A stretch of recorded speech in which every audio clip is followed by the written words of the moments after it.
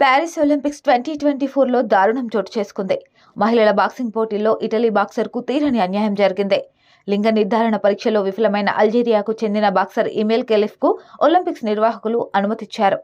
దాంతో Italy boxer Angela కారి తీవ్రంగా గాయపడింది.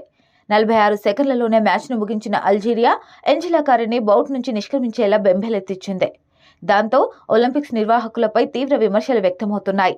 గురువారం జరిగిన మహిళల బాక్సింగ్ 66 కేజీల ప్రిలిమినరీ రౌండ్లో ఈ ఘటన చోటు చేసుకుంది. కెలిఫ్ పిడిగుద్దులతో దాడి చేయడంతో ఎంజిలా ముక్కు పగిలినంత పనైంది. 2 సార్లు ఆమె హెడ్ సేఫ్టీ తొలగిపోయింది.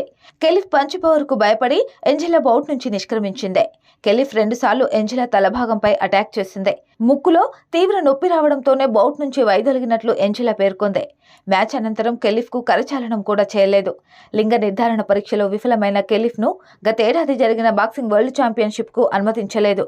కెలిఫ్ మహిళ కాదని, మగ లక్షణాలు ఉన్నాయనే ఆరోపణలు ఉన్నాయి. ఈ వివాదాల మధ్య ఆమె ఒలింపిక్స్లో బరిలోకి దిగింది.